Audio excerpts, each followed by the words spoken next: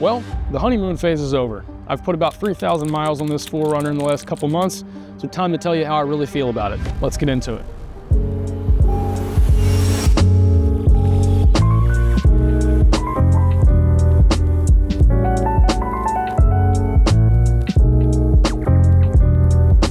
And I'll start by telling you that the 4Runner is way more than just a truck.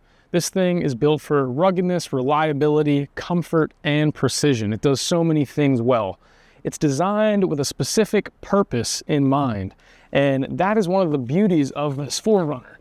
And the thing about the purpose is that that purpose can mean going to Costco with your family, packing it up with groceries, or it can mean driving it up a mountain in North Georgia. It does everything incredibly well. And you see, this is one of the beauties of this 4Runner, is that it does everything that you want it to do without worrying about reliability or capability. It can do pretty much anything. And that's one of the reasons why this masterpiece has been around for so long in the way that it has been. It's a testament to form and function that has stood the test of time. It's pretty amazing what they've done, and that really makes this feel like a true masterpiece of a vehicle. It's always there for you, kind of like your father never was. And now moving into 2025, we're looking at a 4-cylinder hybrid. Ugh. I don't know if it's going to be able to live up to what the 2024 and 5th generation 4Runner has been able to live up to. Time will tell. And after almost 3,000 family-filled miles in my 4Runner, there's my microphone, in my 4Runner 2024 TRD Off-Road Premium, I still gush over this thing every time I get the chance to in conversation, because it's been almost entirely a positive experience. And I do that particularly when someone tells me they just bought a new Kia Sorento or a Kia Telluride and they try to tell me about all the tech. Ugh, excuse me while I try not to throw up while you talk about that. Cars aren't all tech, people. And that's honestly because what I love most about the 4Runner is its lack of gimmicky buttons and screens. It's a truck that you adore for its flaws, and then you can also praise for its achievements of how reliable and sturdy and the brute personality that this thing really has. And it also has something to it that feels like a Swiss watch style build quality in every corner of the vehicle. So every time you press that ignition switch and that crazy loud Toyota fan roars to life, and you grab that bowling pin size shifter and you shift it down into first gear, and the old school 5-speed transmission just clunks in the gear, that's what you love about this vehicle. And frankly, after owning it for 3,000 miles and driving it off-road quite a bit in the North Georgia mountains, in its stock configuration, it has trucked through everything that I've put it through, and I've put it through some pretty difficult ATV trails. So it has me questioning if I'm even going to upgrade it. I was going to do suspension, tires, and possibly a Magnuson supercharger just to give it a little bit more pep.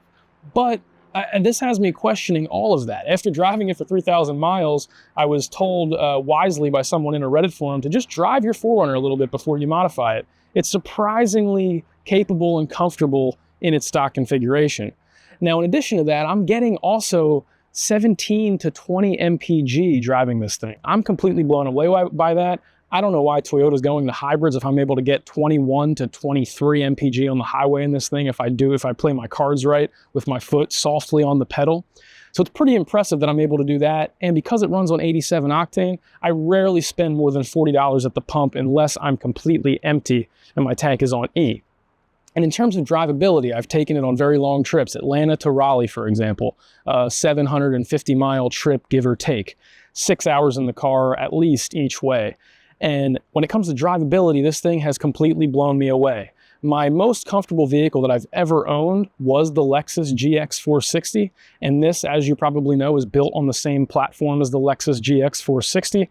But I have to say, I did not expect for this to be nearly as quiet and serene as the GX 460. And don't get me wrong, it's not as quiet as the GX 460, but it is the second most comfortable and quiet vehicle that I have ever owned to the GX 460. It's a little bit louder, you get a little bit more wind noise, and if you upgrade these tires, you're going to lose a little bit of that quietness because all-terrain tires are going to be a little bit louder.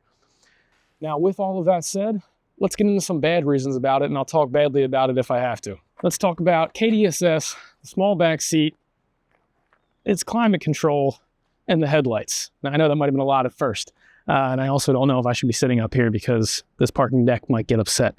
But I remember in the first video that I reviewed the 4Runner, I said my wife doesn't like driving it, right?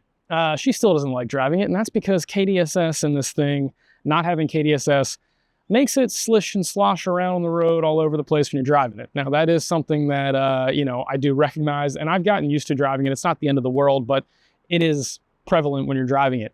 If you're so inclined, you can make the front end bounce up and down at stoplights by playing with your foot on the brake pedal. If you want to dance around and make your 4Runner, you know, dance to the beat. You've probably seen the videos on TikTok of the 4Runners touching noses. That's something that is really, really fun at a stoplight. It's not as fun when you're doing 80 miles an hour on the highway. So yeah, KDSS not being in this thing is a little bit of a miss. The climate control system in here is not very powerful. It's also not auto climate control. That kind of bums me out. I don't have auto headlights in this thing. For some reason, you got to turn the headlights on manual. They do shut off automatically when you shut it off, but other than that, they're fully manual. It does have auto high beams. And the last final point is that, as I mentioned, the back seat is small. And that's something that's part of the price that you pay when you're dealing with a body-on-frame vehicle. You get a small back seat because the frame and the body are separate, and you have a drive shaft that runs all the way back there and a full solid axle in the rear. So that's just a byproduct of that. But the rear seats do recline, so my rear passengers do tend to be pretty comfortable on long trips as long as they recline those seats, and they have pretty good headroom. So overall, it's really not too bad.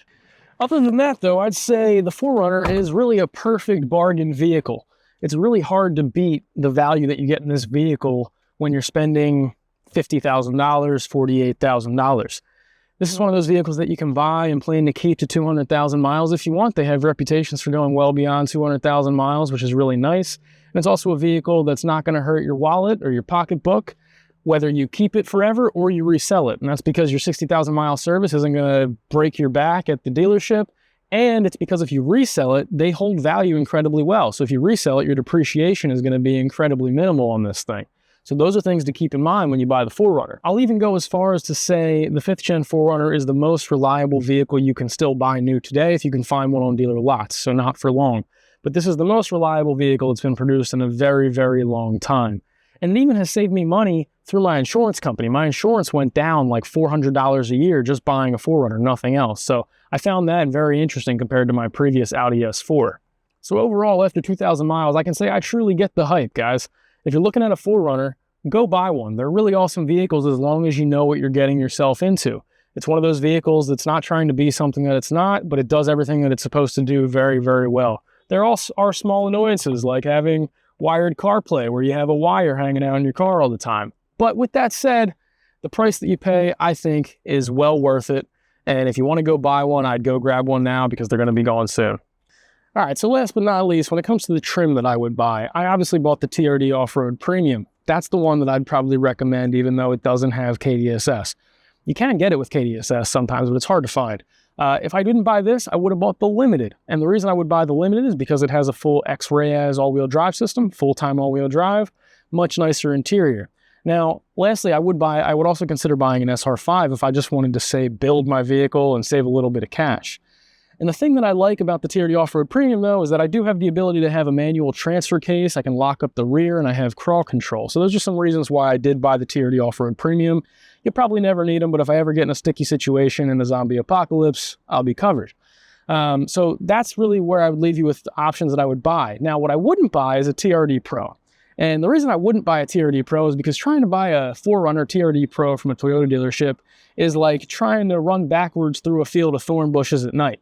It's not a good idea. It's going to be a pain. You're not going to come out happy, and you're probably going to be a little bloody. So I wouldn't recommend that. So that's the reasoning behind the trims that I would buy. So with that, I'm patiently waiting for the 2025 4Runner now to review. And until then, I'll just keep parking my 2024 in the garage, hopefully for the next 25 years. And I rest easy at night doing that because I know this thing will probably outlive me. If you guys like this video, please subscribe, drop a comment, whatever you want to do. I appreciate everything. And I'll catch you in the next video. Peace.